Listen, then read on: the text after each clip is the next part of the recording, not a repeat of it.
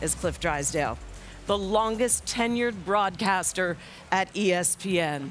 September 14th, 1979. That was the day this voice of reason and this source of endless entertainment became the voice of tennis, Cliff, in our country and all around the world. A gracious Hall of Famer, he is our friend, and he is our North Star. Cliff, take a moment, and we want to thank you and honor you with this.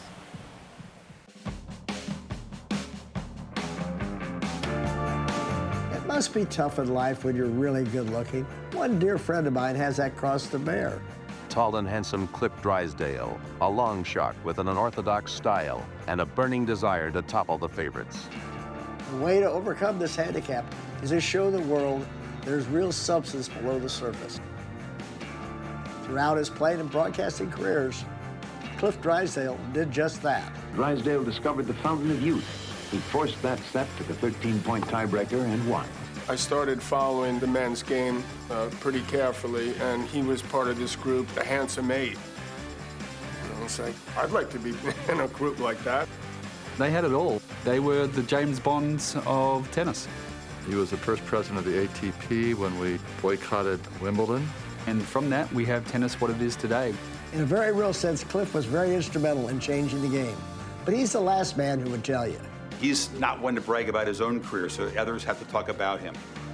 You know, he's a student of the game. He played very studious, smart tennis. He was a wonderful player, top 5 player in the world, finalist of the US Open singles, won the doubles here. As with all great athletes, Cliff's game gave us a glimpse into his character. He had a two-handed backhand when nobody else had one. He was a tough guy to beat. That backhand was lethal. Cliff Drysdale of South Africa, and his two-handed returns help him keep in the running. Like his movement from forehand to backhand, or from baseline to the net, Cliff's transition from player to broadcaster was, in a word, smooth. The member of the original Handsome Eight. You started all this professional tennis. If you're a sports fan, you remember when ESPN was born? And Cliff, welcome aboard. I was playing the Davis Cup, really like the very beginning of ESPN. He was the commentator. My goodness, he had to make a good 50-yard dash to get to that one. Cliff Drysdale is really a partner with ESPN Tennis for all these decades. Cliff Drysdale, to me, is legendary. What does that mean specifically? Commentary, play-by-play, he did it all. Cliff Drysdale, Mr. Tennis here on ESPN, and today, what more can you say? Nobody worked harder than Cliff. They talk about guys who try hard. Just take a look. Freeze it there, please, guys. Okay, roll it. And okay, roll the right-hand side now. What's the first movement? Cliff, the tennis commentator, was versatile, erudite, and relatable, with a sense of humor and style. I am of the old-fashioned school. As long as my hair is dry and I'm outside, I know that it's not raining. He senses the moment where the turning point comes. He gets so excited when it happens. Oh, no, he's got it! Anything you can do, I can do better. An unbelievable point that they just played. He started as an analyst and then jumped in as a play-by-play person and didn't skip a beat. This is the time, this is the pressure, this is the drama. We welcome you, Fiery Fred Stolle. What about Boris Becker, Fred? Listening to Cliff and Fred commentate, it was a privilege to sit by the TV and watch. I have the feeling that you may have changed your mind now. I have changed my mind, Cliff, and I hate to tell you that because you went for Edberg. For quite a while, I think it'll be an exciting day. His voice and Fred Stolle's voice were what I grew up with. You're shivering up here trying to talk to me, Cliff. I am. I'm dying of cold. I think Cliff paints the picture of tennis so well because, I mean, he's played it, he's lived it. You need to feel the passion, you need to feel the love for this game. The sound of his voice is so comforting. Sunday afternoon here in Australia. The death knell that everybody was sounding for American tennis are over. I don't think I'd be where I am today in the television business without him. It really gave Michael Chang something to think about. Well, it was really nip and tuck for a while. No matter the occasion, Cliff's engaging spirit showed through. This is going to be the match potentially of the tournament. He has touched the lives of everyone with whom he worked. He's a legend in our sport, okay? I can hear you say Say that it's over now. Somehow now it's the end. Cliff Drysdale is so many things to me. An amazing friend and a mentor when I got my start in television. Now please welcome Patrick McEnroe. Patrick, the question is this: can Jim Courier do it again? Please welcome me, Cliff. Thank you. Every time you step into the booth with him, he's always giving, he's always teaching. The guy is so smooth and has such a passion for the sport. I guess one of the things tennis teaches you is how to be good partners. The day is gonna come. He has been like the perfect teammate. Our song will have been sung. Cliffy helped me the most when I first started. He was, my first partner and gave me so much advice and was so patient. He went out of his way to take me to lunch and talk about a possible career in broadcasting. He believed in me, and he got me started on this path. I'm proud to sit next to you. Thank you. That's the biggest honor he could ever give me. Thank you. He still brings it, and that's, something you aspire to. He's always smiling, always positive, genuinely just full of joy. Oh, who's that? Juan Juan. Oh, is that you? Look how handsome you were and are. Cliffy is the kindest, most supportive, Adorable, funny. He's just a beautiful person. Our job in the sport gives us a lot of gifts, and his friendship is about the best one I can think of. The day is gonna come. Whatever you want to say, you got a free rein. He was a gift. They kept on giving so much for so long. I brought in our #1 for the... As he says goodbye, all I can say is, here's a chance for us to spend a little bit more time on the golf course. My friend Cliffy. We will find the sun. Once again, a very warm greeting to everybody. Yes, we will find the sun. And you've seen some outstanding tennis. This team has really melded together. Truth is, we are a family. We will find the sun. What do you want from me? Okay. I'm Cliff Drysdale. Thank you. It's time for our thank yous now.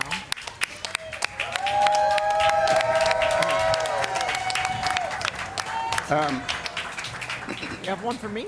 No. I thought that the guys would put something nice together. Never thought it would be anything that elaborate, and somebody went to a lot of trouble to put that together, Chris, and I really appreciate it. It's been a long road, but it has been a smooth road. I have always had the full respect of everybody in our company. I have felt the love of everybody around this table and all those that are not around this table as well. Nobody has disrespected or not given me everything that they have from the beginning. It continues to this day. I don't know where I'm going with this other than to say that my great friend Jack Nicklaus, to put his voice on that is something that is really special. I have a Jack Nicklaus story that I will tell you a little later, maybe in this. Well, we'll get to that. Yes. A lot of people here would like to say thank you. So I'm going to begin the quick parade. But Cliff, your voice, it just meant something. And I didn't grow up like these others knowing you. I just grew up listening to you. So to meet the man behind the voice has been everything. Thank you. You wore this jacket today of all days. Can't jacket. You're the GOAT.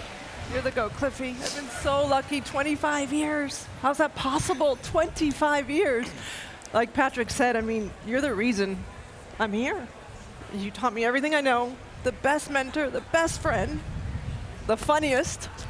You make me laugh every day. I think you make coming to work so much fun. And I thank you. You're the best. Okay, so I'm going to... Two things. First of all, the light thing. I was on the tour when you were on the tour, as you know. And every time I saw you walking towards me at a tournament, I would stop, turn around, and run. I'd run away.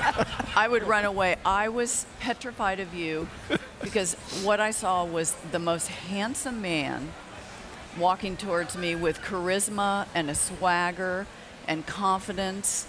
And you made me feel very unsettled and, you know, very uncomfortable.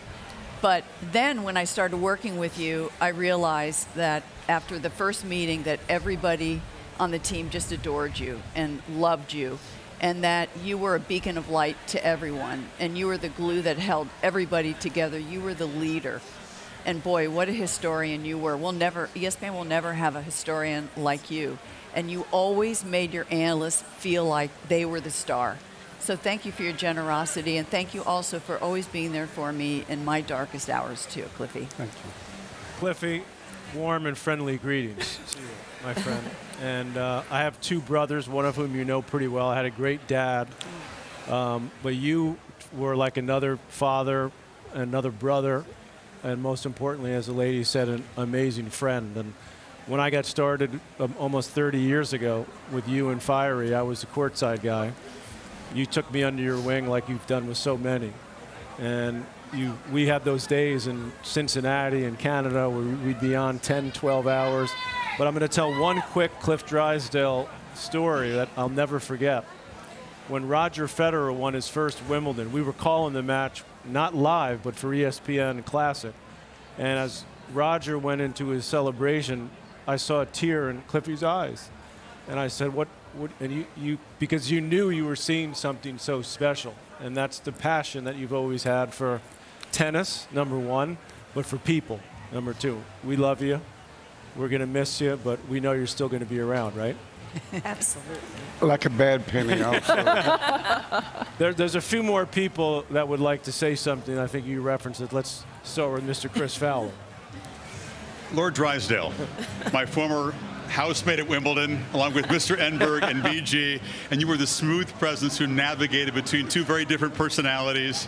And thanks for the opportunity to hear your stories and learn from you. You never got rattled when they emptied 1,000 beer bottles at 4:30 every single morning outside that flat. You managed to still stay in a good mood. But to learn from you, not just the technical side of tennis, but your touch and your feel for it, and the passion for the sport, but also the restraint. The restraint that it was never about you, it was about the players and the occasion and documenting that. And I will always hear your voice in my head, talk less. I will try to follow that. Love you, my friend. Thank you for that. Thank you, Chris. Pam. Cliffy, just a little Cliff Drysdale trivia. You won your last tour title, singles, in the great city of Baltimore in 1978, the same month I started my career. And we shared one main draw at a major together. That was 1978 U.S. Open. You lost first round. I did a little better. You welcomed me 12 years later on the ESPN Tennis when I was booted early from the Australian Open. I was out on a back court reporting, and you welcomed me. You and Fiery welcomed me to ESPN 35 short years ago. And now you get to go out on top at the U.S. Open, just like Pete Sampras did in 2001. And I can't wait to call this next match, Anna Samova and Swiatek, with you courtside, just like I started 35 years ago. Thank you, brother. Thank you, Pam. BG. I don't know if I ever told you this. In 1970, I ball boyed for you with the glove, the two-handed backhand. I'd never even seen one.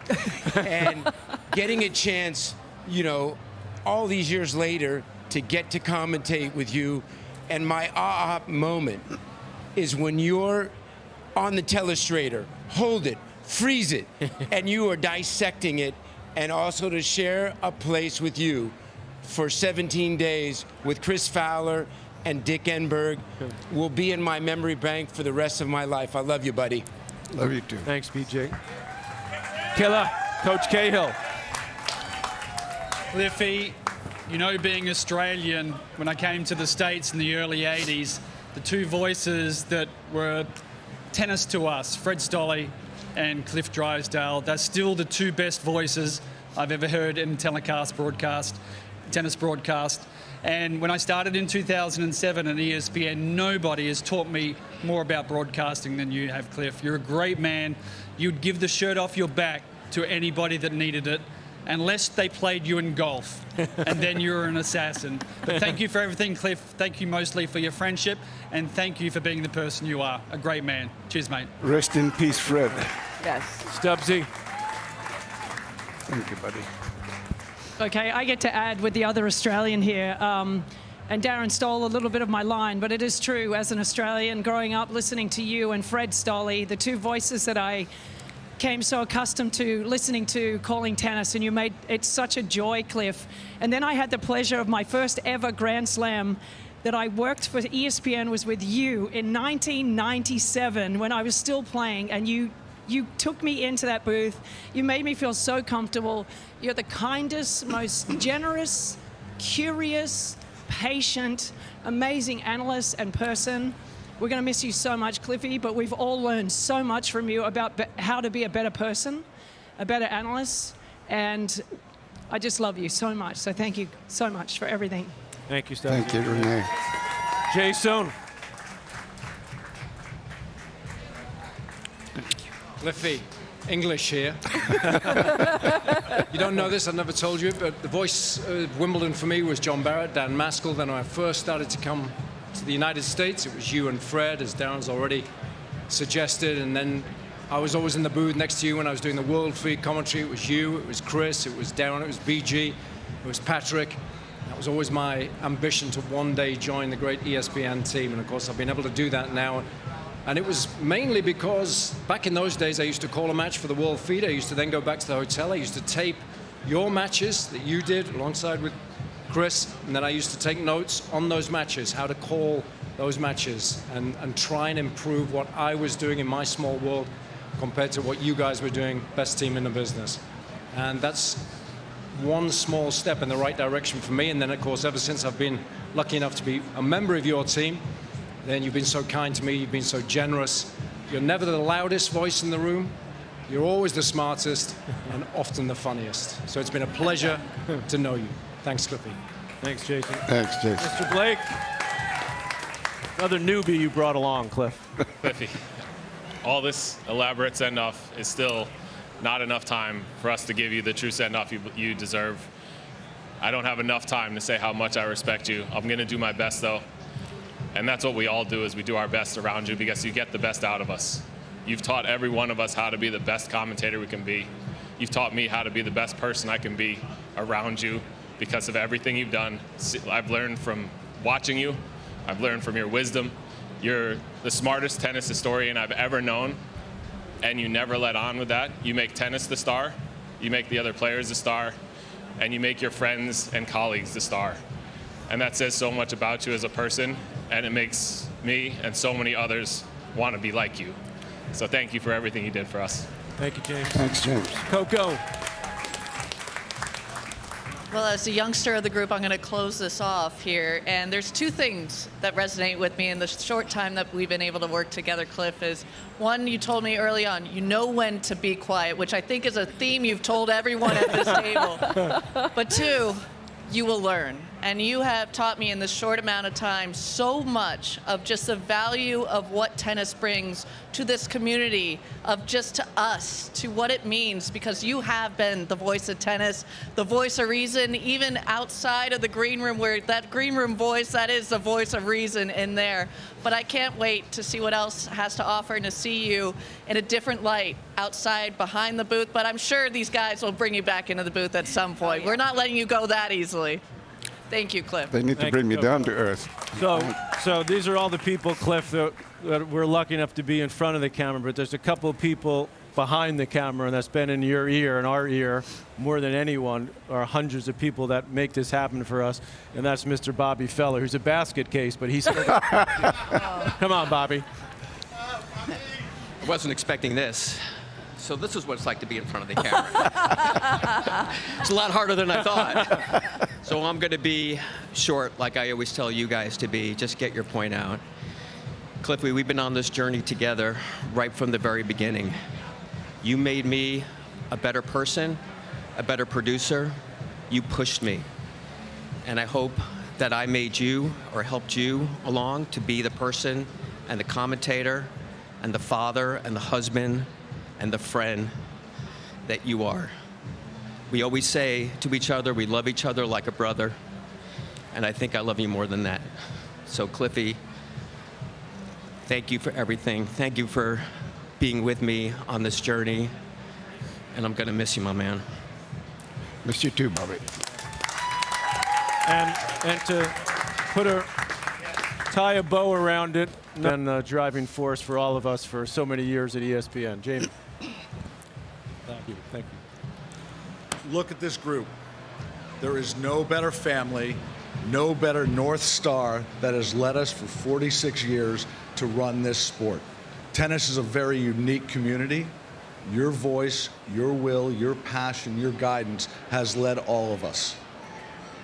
Bless you. Thank you for caring for us. Thank you for developing the passion we all have. And thank you for making this entire family what it is. The Grand Slams are better for it our entire life. This sport is better for what you give to us. Bless you, Cliffy. Thank you. Thank you, Jamie.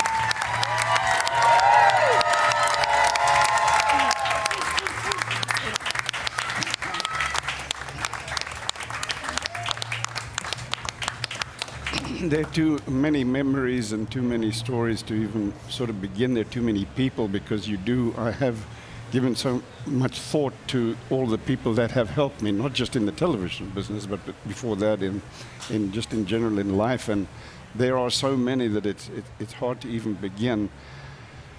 I was going to bring up the names of some of those people like Vic Braden and Jim Simpson, Dickie Enberg, but it was overtaken by other events because they were already on on the videos. It's really a special moment for me. Obviously, this is way beyond anything that I would have imagined that you would have created for this moment.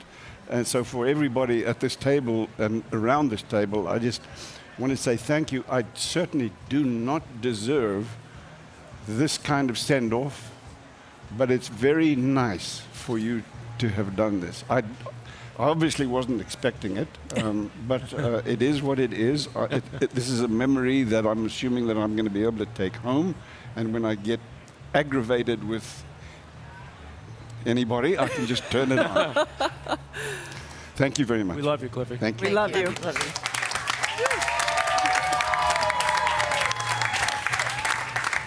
You have to go call a match. Yes. Get to work, Cliff. Get to work, okay? Let's focus. Let's go. Come on. Cliff Drysdale, everybody. Love this man. Coming up next, Anna Samova and Iga Swiatek and Cliff Drysdale.